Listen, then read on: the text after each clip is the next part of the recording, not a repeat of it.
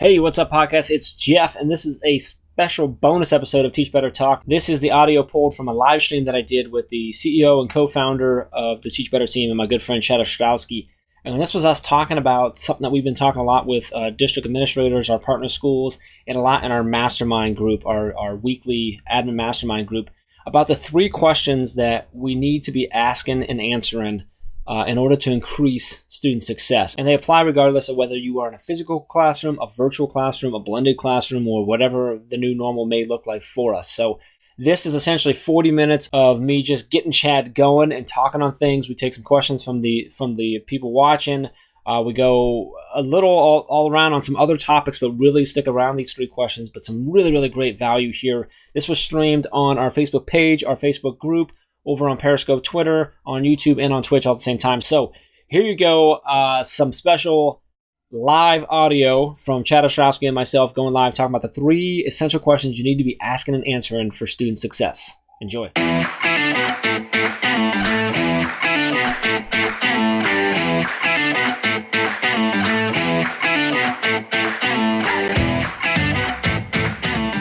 And it says you are live, so we are live. It is Tuesday. Happy Tuesday. Okay, first off, no, this is not a daily drop-in. Those really are done. We're not like psyching you out, messing with you, or anything like that. But we wanted to come live and share something that we've been getting having a lot of conversations about and hearing a lot about, and then a lot of stuff requested about. So happy Tuesday to you. Hope you had a great long weekend. Hope you had some time to relax and just kind of re-energize. It was beautiful here in Ohio. I hope it was beautiful wherever you are. If you're listening on the podcast, this is pre-recorded. Yes, we are going to take this and throw it up as another bonus episode on Teach Better Talk. So if you're listening on the podcast, I would really appreciate a subscribe and a like and a rate and review on iTunes or anything else. That'd be awesome. But if you're not here in the Facebook group, you should get in the Facebook group. You could obviously right now we're streaming in the Facebook group, but we're also streaming on the Facebook page. We're also streaming over on Periscope with Twitter, and we're on Twitch, and we're on YouTube. So you can kind of be anywhere. So I'd love it if you're in the chat. Like if you're going to comment, like I see right now, Bree, good morning. Adam, good morning. Libby from Cleveland, good morning. Good morning, Libby. Wherever you're at, like I can see where you're at, but I'd love it if you share with everyone else where you're at. So it looks like Bree, I think, is maybe in the group. Adam, I think maybe you may be in the group. Maybe you're on the page. Libby's coming to us on Twitter. That's awesome. I've got YouTube up here. I'm taking a look at YouTube. Alex Valensik says they're back. He thought the daily drop-ins were done. I'm pretty sure last week when we were talking about finishing the daily drop-ins, Alex is like, I give you 2 weeks or something. I can't remember what his guess was. Good morning, Alex. Good morning, Carrie. Good to see everyone. So if you are watching on YouTube, do me a favor. Make sure you subscribe to the channel. Make sure you like this video. Comment. Let us know that you're there on YouTube. If you're on Twitter, say hello. If you're on either the Facebook page or the Facebook group, say what's up. Obviously, if you're in the group, you need to know, you guys all know you're already doing it. Put your name in the parentheses afterwards. Appreciate that a lot. Good morning, Carrie. Joe, what's up, my brother? He says, hey, the dynamic duo. I love it. Megan is here. Bree is in the group. Yep. So Dave Schmidt, he's probably icing his legs right now. If you're in the group, make sure you put your name at the end so we know who's commenting, just like Bree's doing. That's awesome. Dave, this is such a tease. He says, yeah, so Dave ran 33 miles yesterday. he just decided to do an ultra. He texted. I'm gonna out you here, Dave. He texted me last night. He's like, if I ever try to do that again, tell me I'm stupid and don't let it happen or something. I can't remember what it was. What's up? Megan says, taking you two on my run with me. Oh, I love it. You're on a run right now? Go, Megan, go. I'm kind of jealous. I'm not going to lie. Go faster. Anyway, I had a nice 5K yesterday. I gave all of it to Dave, so he doesn't have to run today. That was my plan. Yeah, I don't think he could if he wanted to, but Holly Stewart is here. Good morning, Holly. We're allowed to start now because Holly's here. That's kind of our rule for our webinars. We can't start till Holly gets in. Adam is in the group. I think Adam is showing up. His picture shows up in the group, but I think maybe because he's one of our moderators, maybe. I'm trying to figure all this stuff up. Kaplan, what's up, Kaplan? Down in Georgia, loving it. Alex says Dave is ... Well, oh no, that's Carrie. Yeah, I know, Carrie. That's exactly how we feel about Dave too. He's just wow. D Harris on Twitter there. Yeah, D Harris, good to see you. Dawn, finishing up my last week of distance learning. Woohoo. My kids are in their last week as well right now. So Holly said that's right. So one thing you did miss, and so Chad wasn't in the webinar yesterday because we've got a whole bunch of virtual workshops going on the next 2 weeks. So Chad was doing some prep yesterday for that stuff and wasn't able to get in the workshop with Hans and Jim, but it was awesome. But we did iterations like Peter Piper picked the pebble, that stuff. Like Jen explained it a lot better to me. But they were supposed to compliment us, me, you, or Ray was the thing. So there were some good ones in there, Chad. That was one thing you didn't get from that, but there were some really good alliterations in there that were a lot of fun. And then we gave away they gave away stickers and books and stuff, so it was a lot of cool. So I'm still saying hi to everybody because everyone's jumping in. So they were infusing award-winning culture in that webinar. Today is an off day no matter what. I can barely move, so feel free to just share a bunch of content today. I'll consume all the things. All right, good to know. Rest up, Dave. Another rest up day from the team. Oh, the team. Oh, that's the team posting everywhere. Jeez, I love it. All right, so we'll go ahead and get started here. If you're watching, kind of what we're going for here is this was kind of sort of impromptu. We planned it a few days ago and decided to come in here. We're like, oh, we'll confuse everyone. They'll think we're doing drop-ins again. Good morning, Aaron. Good to see you. But so you've always talked about these sort of three things, but we've really kind of put them into like questions that you've been asking a lot lately. We've had these when we're talking to schools and teachers that we're working with. We've talked about it quite a bit in our admin mastermind, which happens every Tuesday. And we've gotten a lot of really great feedback from you kind of talking about these three questions that you feel like we always need to be asking in order to really drive in student success. So because we've had a lot of people asking like, hey, can you have Chad just kind of rant on those questions again? Hey, can you get Chad to just rant? Can we record that? And I'm like, hey, let's go live, have you rant, and we'll record it. So I'm literally here to just like put the quarter in and push go on Chad this morning. So we've been talking about it. It's these three questions that you feel that we would need to be asking ourselves, our district, of our teachers, of ourselves, everything to drive student success. And these make sense both when we're in physical classroom, pre-COVID, now during COVID and virtual, and when we go back, whether we go back virtually, whether we go back physically, whether we go back blended, whether we go back intermittent, in and out, and everything like that. These stand true no matter what. They're just what we should always be asking. So Chad, can you just kind of take us there with us? Like, I'm just going to kind of shut up and watch. I might interject a little bit because I like to interrupt you, but can you run through these three questions that we've been talking about? Just share with anyone who maybe hasn't done it and kind of absolutely. What they are and how we can look at them. Yeah, absolutely. So these three things are inherently part of mastery learning and the grid method, which we talk about all the time. These aren't new ideas, but I think COVID, the coronavirus, I think being locked down, social distancing, I think these things have become more important and less of an option for teachers, right? Because no one knows what they're going to be going back to. If I'm a teacher, I could be going back to a weird A-B schedule where I see half my students on Monday and half my students on Wednesday. Mm-hmm. I could be going back to a school where only 50% of my students are in the school at a time. I could be going back to a school that's all online still. That's a hybrid model. That's somewhere in between. And the truth is, for anyone listening, like, we just don't know. I don't think anyone actually has a clear picture of what school is going to look like. And that, to me, means that we have to plan for the worst case scenario so that we can experience the best case scenario. Because if you're planning for the worst, you can always scale back and adjust to bring things and make things easier for yourself. But it's a lot harder to go, I'm going to go back to exactly how I was teaching before and then have to rescale and readjust everything for online learning again. So because we don't know, the three pillars that I always talk about, and the first one I think is one of the most important, is universal access. So the first pillar is, do your students have universal access to what they need to learn and grow in your classroom? That could mean if I do a live lecture at 10 a.m. and everyone's with me, is it being recorded so students can look at it later? Are there notes and resources that are being provided so they can access them later or through different channels? If they don't have access online, can they access it via physical paper in some way, shape, or form, or something getting mailed to them?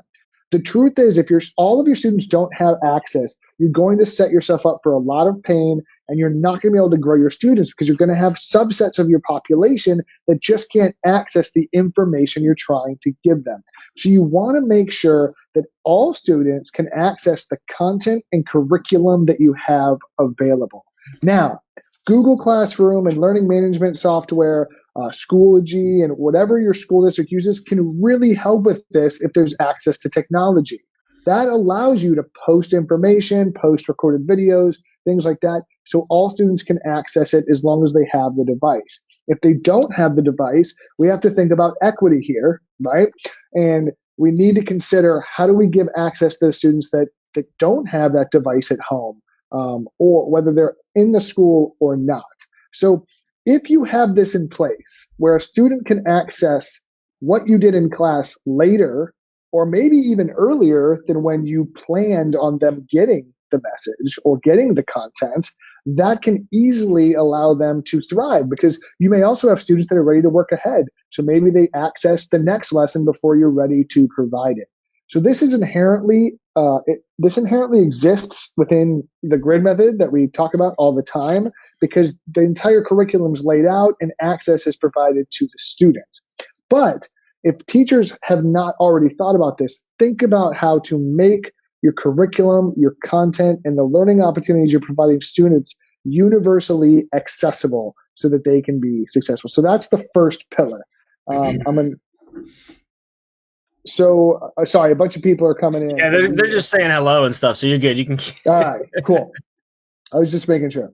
So the second pillar is asynchronous or self-paced learning. It is my strong opinion that the time of everyone having to do something at the same time because I said so as the teacher is quickly dying, if not already dead. All right. We need to allow students to be able to work behind where we are, work ahead of where we are, or work right with us where we expect them to be. The new environment needs to allow students to work ahead or behind of the curriculum based on their need, level of mastery, or availability. If you think about it, if there's a student who, let's say, takes care of their siblings and both parents work and there's some sort of lockdown or social distancing still going on, they will not be able to attend that live lesson. They need to be able to work behind where you think they should be. In the same breath, if a student has a bunch of time on the weekends but not time during the week, they should be able to put in some extra work and get ahead of the curriculum at the exact same time. So the first two pillars, in my opinion, go really hand in hand. If you have a universally accessible curriculum, which means students can access the content, activities, and learning opportunities they have at any given time, and you allow them to work through those at their own pace or ahead or behind as needed, you've solved two of the biggest problems that social distancing and COVID-19 has caused us. You've also solved a lot of your basic problems that you see in a regular classroom. And Dave Schmidt just had a great point. He said, our kids are the Netflix and YouTube generation. They do not flip through cable and find the show that they want and luckily show up at the right time. We don't want to be the cable of education. That's a great comparison by Dave Schmidt, actually. We don't want to become the cable where, hey guys, tune in at 7 p.m. and hopefully you catch it. And if not, I guess you're not going to see it this week. Like, that just doesn't make sense to me. Like, you don't get to learn because, sorry. We are in a consuming culture. Our students are used to consuming. Why aren't we shifting education so that they're consuming their learning in the exact same way? Because honestly, Jeff, when something breaks in my house, I YouTube it. I go find the information I need to solve the problem. Yet we demonize our students for the exact same thing. We go, why are you always on YouTube? Well, that's how they learn 90% of the things that they know. When they have car trouble, when they have this. So my question is, why aren't we leveraging this and allowing through universal access and asynchronous learning, them to experience our classrooms and our instruction the exact same way? Hey. So those, go ahead. No, go. I'm going to let you keep going. I wanted to say good morning real quick. A few people jumping in. Katie, good morning. Andrea, good morning. Mr. Horner, good morning. Eric Geis is here. And then Aaron actually brought up, she said, I love this. When it comes to self-paced, how do you differentiate between primary versus high school where there's a higher level of self-awareness?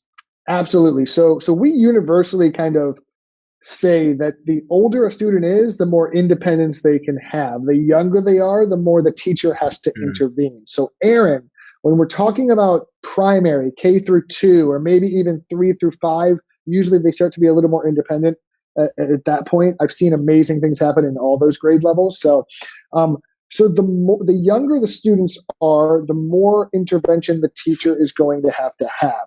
So if I'm dealing with a kindergartner, instead of going, here's the entire curriculum, maybe I'm only opening up, 3 blocks in my grid, or 3 sort of progressions. So you have a student that's behind, a student that's on pace, and a student that's ahead. And then you, as the teacher, are guiding what those students are doing. So instead of going, I'm ready to move on, I'm going to move myself on as the student.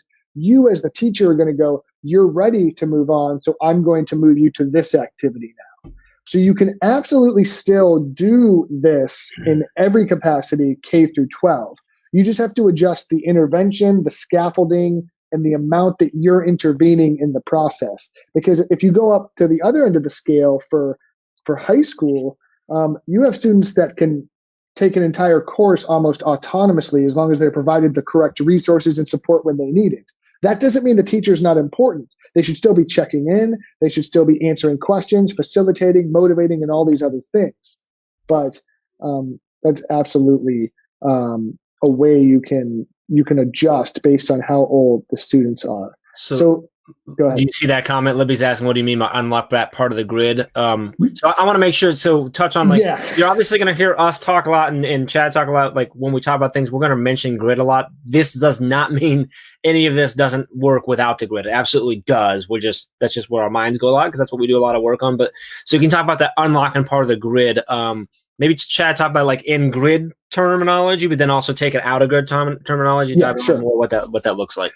So if you're within a grid method classroom, obviously you have your levels and you have all your assignments for the whole unit laid out. So whether you understand grid or you don't, that's the quickest way I can explain it. So students can just work ahead or behind, and they have the entire unit to work through. If you're not a grid method teacher, so Fan of 7 said, what did I mean by unlock part of the grid? So if you think of your traditional weekly plan as an instructor, your weekly or your instructional plan across 3 or 4 days, instead of considering just going on Monday we're doing this, on Tuesday we're doing this, on Wednesday we're doing this, consider opening that up to be more self-paced. So you might introduce what you were planning on Monday, and students start working on that. And then some of them are ready to start doing the next activity, while others are still on that first activity.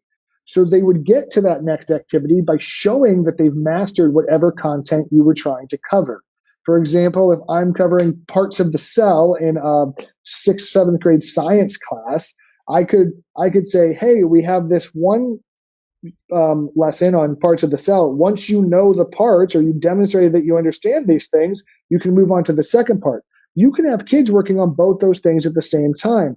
So if you're not comfortable, you're not using the grid method, you can still kind of open up your week, or even in like 3-day blocks, and allow students to kind of work through.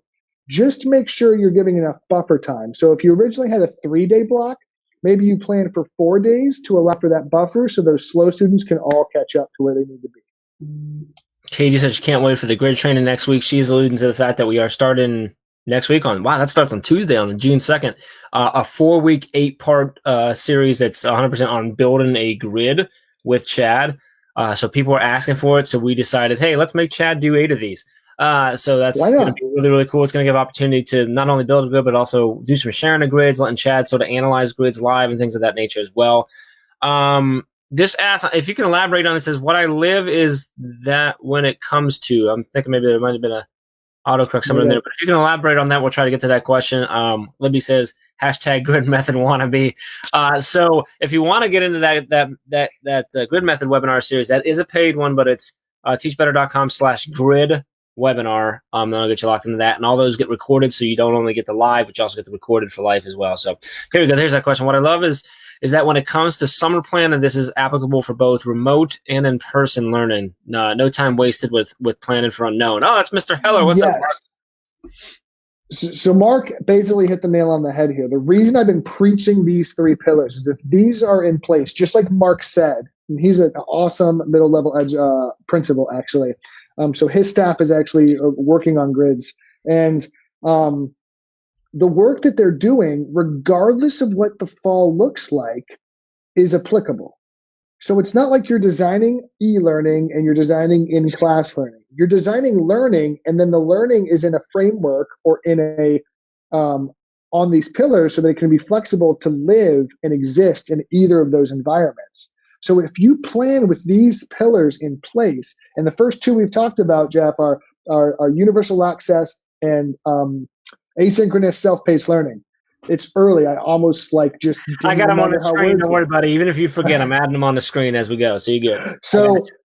So with those two alone, you're already setting yourself up for success. There's a third pillar I do want to talk about, though, and I think it's really, really important. Before you go there, anyone who's watching, if you can do us a big favor right now, I see 38 eyes or so on us, but one little like. Can everyone just give us a quick like? I mean, it's really easy to hit the like button. You can do a heart, you can laugh, you can be angry, whatever, but give us some sort of reaction. That'd be really great. If you're on Twitter, you can just tap the screen and it'll give us hearts. But I don't like the one like. That doesn't seem legit. I think that's false. So anyway, sorry, that had nothing to do with anything, but I thought, okay, we're at 4. Yeah, we got 4. That's still pretty weak, but let's see who else can get in here and stuff. Carrie says, great example of a flipped classroom. If you're answering these questions, your flipped classrooms becomes it's you have to have this in place in order for the flipped classroom to work, because it's absolutely just, which is why it works so well for distance learning, but still works when you're physical, which is why it makes sense. Right, yeah. Absolutely. All right, so number 3, go ahead, Chad. So we'll get some likes, we can move on. The third pillar is focused purely on feedback, grading, and reporting. And that is, if you have not already made the shift to mastery or standards-based grading, now is the time. It does not make any sense to line up 10 assignments, assign an arbitrary point value to each of them, and go, did you do all your stuff? Then you get all your points. It just simply doesn't make sense. If a student can show that they've mastered a concept, it shouldn't matter if they've done 1,000 worksheets or 2. It just matters that they've mastered the content. So we need to shift our grading to be more holistic, growth-oriented, and mastery-focused. So the 3 pillars, just to review, and I'm going to talk a little bit more about this grading, but if students are working at their own pace, if they have universal access to the curriculum, and you're giving holistic mastery-based feedback, you're opening up your classroom. You're allowing students to thrive, and you're focusing on their growth. And we've seen students across the country in regular classrooms thriving this way, but we've also seen students right now in the midst of a crisis thriving, because we get emails and texts almost every day that students are able to thrive, and the teacher didn't have to adjust a whole lot because they already had the pieces in place. I gotta give us a couple of shout outs before we get going here. You're getting a bunch of amens right now, dude. So you're doing something right. But morning to Carrie, to Kyle, name is chiming in. Heidi's here, Tim's here. But you got some. We love your amen. We got amen. Preach it, Chad. Tim's agreeing. Stop using grades as wages. We got some love it's coming in. Grids are SBG, and I love this. Grids and SBG are game changers, transformative teacher. But I did have a question come through that I want to have you do. Well, first off, Carrie says, preach it louder for those in the back. Mastery and learning, not working for points. Heidi's asking, and this is one I think a lot of people are struggling with. So I love getting your thoughts on this, because it's slightly off, but topic, but still really important right now. My struggle is, how do I give instruction to distance learning to students who don't have internet access? So it depends on your exact situation, right? So if you're talking about right now when everything's shut down, you're going to have to convert to some sort of universal access that's either paper-based or maybe a lot of districts are working on providing internet access in some way, shape, or form. So there are logistics and equity issues that can absolutely impact this. And these pillars of instruction may depend on some of those equity issues being solved or worked around. Just because you're designing your instruction a certain way doesn't mean that a student automatically gets access to internet. So if I put everything on Google Classroom, but none of my students have internet, I haven't done them any good, right? Mm-hmm. So we have to, and this actually comes back to something I preach all the time. Plan for the classroom, the learners, and the environment you have, not the one you want. Yeah. Okay? So this is where that universal access could mean different things. It doesn't just mean shove everything on Google Classroom. It could mean that, but maybe it means, hey, you're going to have to put together a really creative send home packet or some sort of weekly form of questions or projects or hands-on activities for your students to do. And that might look a lot different for you if your students don't have internet access than if you do have internet access and your students can access that content. So that comes back to the universal access to the content. What that means to you and your students is going to look very, very different. But you need to make sure that your students can access the content. Now, when we go back, if you have the ability to be with your students at any form of time, you have to utilize that time to give them that access to the content. Mm-hmm. So that means you're going to have to adjust your instruction a bit so that maybe you're more focused on delivery of the content in the classroom, and then you're focused on supportive and scaffolded learning opportunities as they take them home from the classroom. If there's like a mixed kind of half and half hybrid model when we go back in August. So there's not a single answer to that question, but it's really just about plan for the classroom you have and the students you have, not the ones that you want or that you hope for. And that's universally good advice for any teacher anywhere. Agreed. I do want to note a comment. Our buddy Maurice is in here.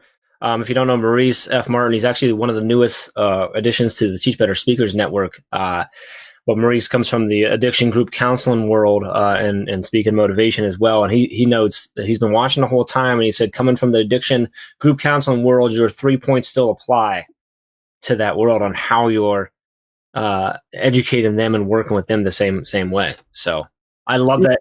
I love that. I love when we find these things that what we preach that fall into other worlds that we aren't technically in. We're in education, that they fall into business, they fall into different worlds like that. So anyway, just wanted to note that. So that's actually a great point, though, and it's actually a good, if you want to step back from just like the classroom scope. So Maurice did a really good job here of bringing up the idea that like overcoming addiction is a huge process, right? Learning is a huge process. Expecting us to be able to drag anyone when they are not ready through a process makes zero sense. So if I go to a student who doesn't understand basic math and ask them to do calculus, it's a useless effort. If I go to an addict who isn't ready to recover or isn't at a certain point in that process, Maurice, I'm sorry if I'm butchering like how this process works. But if I go to them and they're not ready to take the advice or take the step, I need to meet them where they're at. Yep. So regardless of what you're talking about, learning guitar, learning to swim, learning to walk, teaching math, teaching science, teaching English, it doesn't necessarily matter what the context is. Learning occurs at the pace of the learner, not the pace of the instructor. So you can't force mastery if mastery is not there. So we have to foster environments using these 3 pillars to foster mastery and keep everyone in what we call their zone of proximal development. And what that is, and if you're a teacher, you probably haven't heard that term since your college classes, your college 101 education classes, but that's Vygotsky. And that means that a student is in the perfect ability level, or a person is in the perfect level to grow without being beyond their ability or bored because you're making it too easy for them. So we want to keep all our students in that zone as much as possible. And if these 3 pillars are in place, you will absolutely keep every student in their zone of proximal development all the time, which is why we see so much success. Mm-hmm. I love it. Heidi says, thank you. Still working on that universally accessible piece. Heidi, reach out if you need any help. Let us know so we can get there. So ZPD is totally coming back, says Aaron. Maurice says, nope, you said it perfectly. You must meet people where they are and then work with them to true pace that they are at. If I treat every patient exactly the same, I make them into a number and miss out on a chance to teach the entire person. Not to mention, you're going to be really ineffective, right? Because like you said, if you're trying to teach someone to If you're in step 12 and they're in step 2, I don't know if you use steps or not, Maurice. You know what I mean? Like that's such a long. You're going to miss. And it's the same thing. It's really cool how it relates. And transfers. We talk about this all the time, Chad. Transfers over to any business anywhere too. Like that's how they learn in businesses, right? You scaffold their learning. You start them off on the basics, and then you teach them more things, and they don't move on. So I think it's really important there. So Joe says, I'm learning this now as I'm slowly trying to teach my son to ride his bike. Exactly. If he takes training wheels off on day 1, he's probably going to fall. He doesn't even know how to get on the bike yet, right? Eric says, how do you think the biggest concern with the student without internet is not being able to provide timely feedback? Feedback's going to be slowed down. Chad, what do you got to say on that? Yeah, so this is a really important time to revisit our feedback with that third pillar that I talked about. So, Eric, it's a huge concern that if students don't have internet, you can't give them feedback on something they assigned, right? But maybe you have weekly meetings with students. So instead of needing to provide feedback on 10 assignments for a week, maybe you're having a quick 30-second to 60-second conversation with a student where they're answering a bigger question or a more in-depth question. So instead of saying, I need to give you feedback on these 5 things, maybe you say, hey, could you explain how this math process works? How do you think about when you solve these types of problems? Now, through that conversation, I'm actually assessing the student, but I'm also teaching the student at the exact same time because now we're having a productive conversation. So that really, we have to reframe what feedback is. But 2 things it cannot ever be, in my opinion, is punitive or detrimental to their success. So like a student should never feel like they can't succeed now because they've received feedback or a grade on something. And I see that in classrooms all the time. I got an F, I can't pass, I'm not going to do work. Like at that point, the feedback you provided is hurting the student's motivation, it's hurting the student's growth, right? And it should never be punitive. We should never, like the thing I will go toe to toe with anyone in the world on this because you're just wrong if you think it. We have to teach them that there are consequences for not doing work. Well, like they're going to learn that in life regardless, but like now is not the time to focus on that. This is the most ridiculous premise that I've ever heard. Well, instead of focusing on learning math, we're going to focus on teaching them a lesson for not doing their work that may or may not have been important because it wasn't at their level of current mastery. That's ridiculous. You're just wrong, so stop it. So it just doesn't make any sense.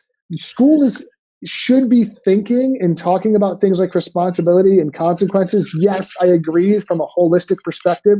Those things should be discussed. But those are not the things that should be detrimental to a student's success. Because here's the truth. If a student doesn't do any work but aces the test, it doesn't matter that they didn't do any of their work because they already knew what they needed to know. So it's not about them doing their work on time. It's not about giving them a 0 because they didn't do their homework and they have to learn how to do homework. These are ridiculous premises. They are outdated. So if you want to teach 100 years ago, go sign up for a job fair 100 years ago because you're going to get hired real quick. But it's right now. And if you still think that way, if you've said one of those things this year, you're wrong and you need to stop it because it doesn't make any sense. So we need to stop just punishing students for like not doing work and instead finding out maybe why the work's not being done, finding out where they're confused. And that's really where that holistic mastery-based approach to feedback and support really comes in. And that's why that third pillar becomes so important because when you team it up with universal access and asynchronous learning, it really becomes a powerful environment. That was, I was laughing. I apologize that I'm laughing, but like I'm laughing because before we went on, you guys don't know, before we went on, like Chad's like, so what exactly like are we good? I'm like, don't worry, I'm just gonna ask you questions and let you go. Because that's like my favorite Chad is when you just get him going. So this is just like, yeah. Anyway, however, we do have an issue right now, Chad, that we have to tackle, and that's the fact that I'm still seeing a lot more people watching than we have likes and reactions. So like, I'm not okay with that. So can you like give us a like, give us a heart, give us a Twitter thing, whatever. If you're on YouTube, let us know you're there. Anyway, Eric says grades won't matter 20 years from now. Skills will. Yeah, focus on the skills, not the grades. 100%, Eric. 100%. It's a big shift. So I like it. So all right, so we covered. All right, now I'm seeing some love coming on Twitter. So thanks for. I'm seeing a whole bunch of hearts. I'm liking it, different color ones. That's what we want to see. So, I do want to say right now, like Facebook's definitely dominating. We got quite a few on Twitter, but Facebook group and page are dominating right now. We got just a couple hanging out on Twitch and on YouTube. So I love it. Michelle, good morning, Michelle, who just jumped in here, and Randy, good morning to Randy up there. Michelle says, "Thank you. Stop with negative feedback." So that's. Go ahead.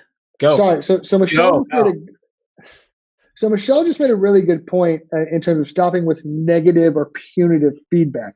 However, that doesn't mean we have to quote unquote go easy on our students, because a lot of times people go, well, if you're never punishing them with grades, you're going easy on their students. Where if you're implementing mastery learning properly, you will actually get more work out of your students. They'll have to work harder because they actually have to demonstrate that they know something.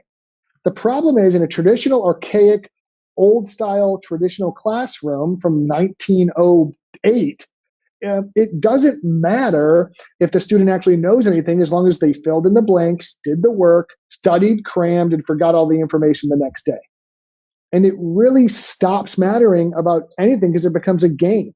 So many students have just learn the game of school, and we have to change the rules so that they can get back to learning the game of learning and loving getting additional information and learning how to do new things and acquiring new skills, because that's truly what education is about. Education is never about passing a test. It's about demonstrating mastery and skills that a test shows. And if I'm a teacher right now, the one question you can ask yourself beyond the 3 pillars is it the test that matters or the information and the skills on the test? Because if it's the test that matters, you're thinking about it wrong.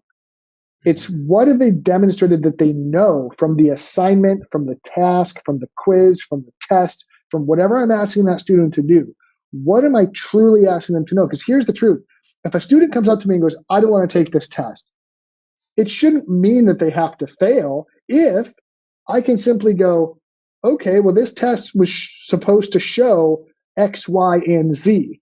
Can you demonstrate that in a different way besides taking this test? Because if you can, it doesn't matter if they took the test. Agreed. I'm loving the comments coming in.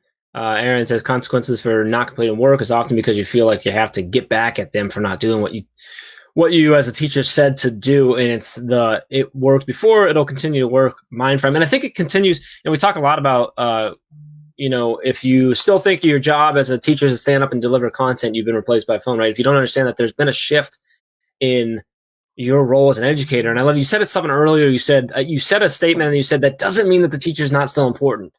And that's like the biggest thing is like, I think when we take away the stand and deliver at the front of the room, content deliver, and we say that's not your job anymore, they feel like, oh, I'm not important anymore. No, like your job's even more important in my opinion, because you are the facilitator learning.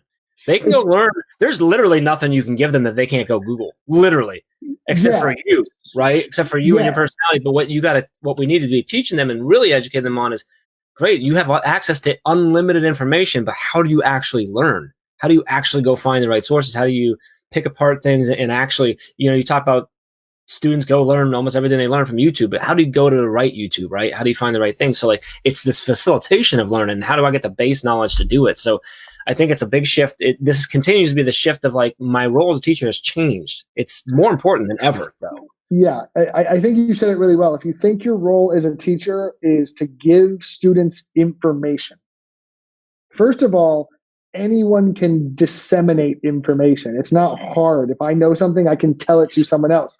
But furthermore, if I'm just telling you information, everything I'm saying has been replaced by something that fits in your pocket. What we need to do is get around to pedagogy. And that is the art and the craft of facilitating learning so it happens. So someone asked, how do we get around district requirements for common assessments? That every student shows mastery on the exact same assessment. So I don't want to demonize common assessments, because I actually think having common language targets and essential mastery questions that all students have to meet is a great idea. However, having every student on a Tuesday take the same test, whether they're ready or not, doesn't necessarily make sense.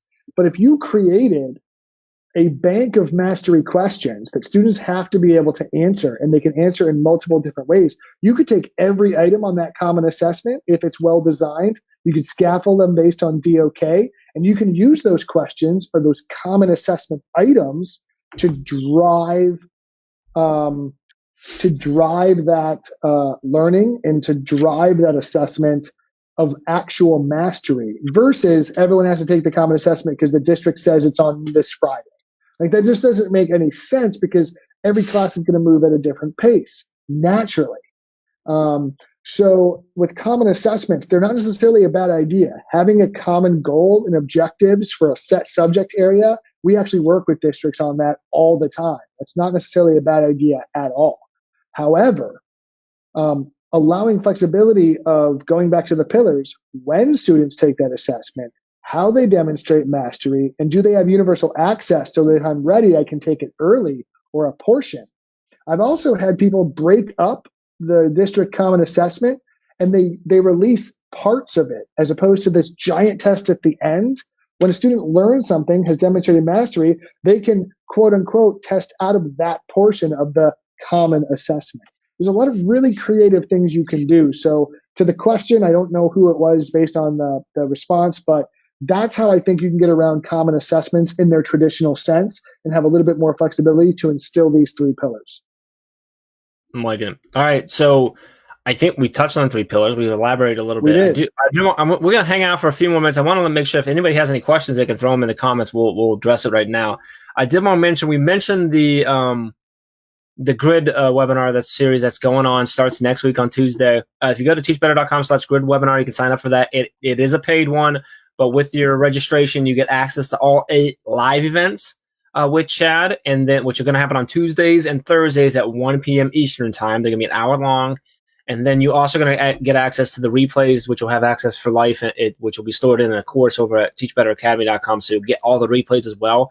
And then including that, you're going to get there's a bunch of example grids, templates, PDF version of the grid workbook that we utilize, and all of that as well. So there's quite a bit that comes with that. It's going to be a really cool walkthrough of how to create the grid, and then some opportunity to ask Chad a lot of different questions and do some analyzing of grids live and stuff like that too. So I did want to share that.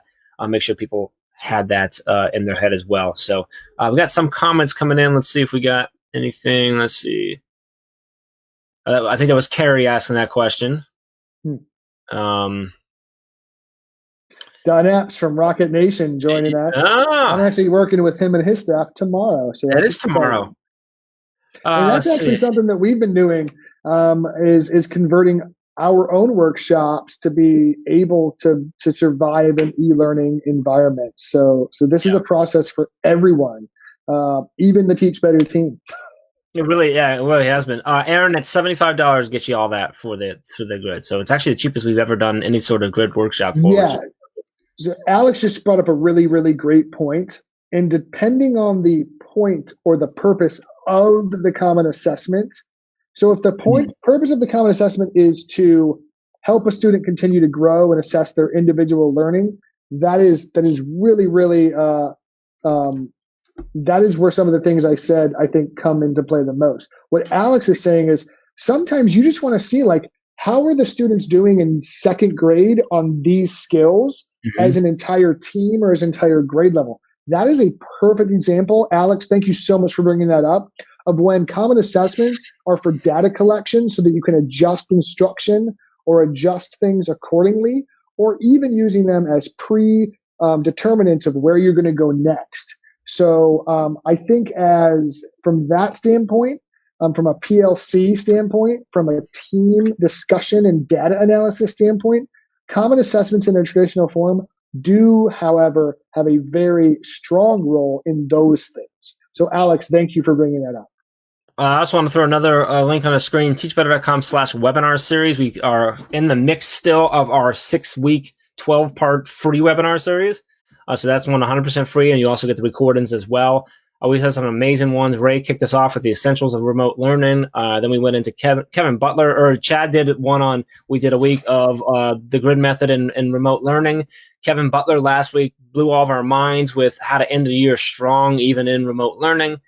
We are in a mix. Yesterday was amazing. We had a great group of educators who, on a holiday, joined us with Jennifer and Hans Apple to talk about meaningful celebrations in the classroom. Next week, Mandy Freilich is talking to us about educator mental health. And then you and Ray are kind of wrapping everything up the week after that with how do we get ready and instruct in the new normal. So this is a 6-week, 12-part series, 100% free. You get all access to the course for life as well. You can sign up now and you'll get access to all the previous sessions recorded. And then I obviously have access to that. Those happen on Monday and Friday at 3 p.m. Eastern time. But again, it's all recorded and stuff too. So I wanted to throw that as well. We have some more. We have some Dave giving some advice to Carrie in there, so appreciate that, Dave. Adam says have a great day, day, everyone. Thank you, Adam. Appreciate you always chiming in. Aaron says it's important not to over-assess when it feels like there's no teaching because it's all assessing. Go ahead, Chad. So like, if your feedback is holistic and focused on growth, assessment becomes a natural part of the learning process, and feedback becomes a natural part of the learning process. So I don't necessarily, because grid method classrooms that we work with across the country assess more than any classroom we've ever been in. Like, I guarantee you they are assessing 10 times more.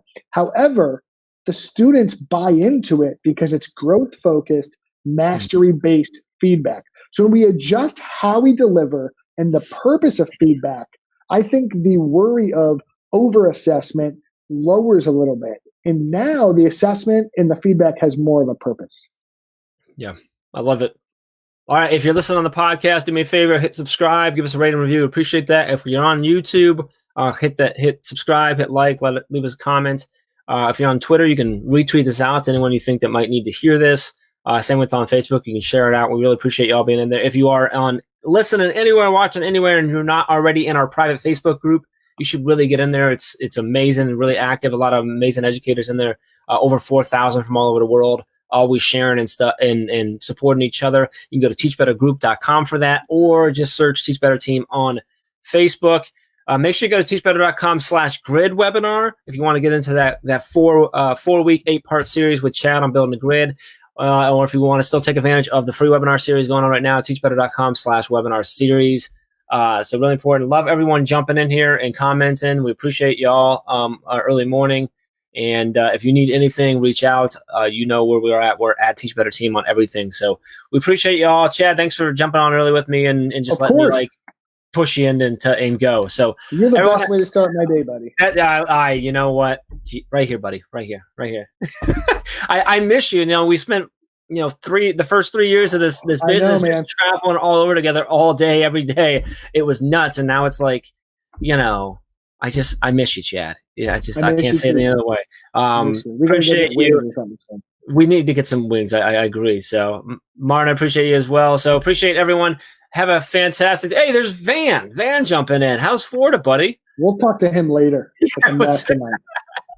Anyway, awesome to see everyone. Have an amazing day. Thank you.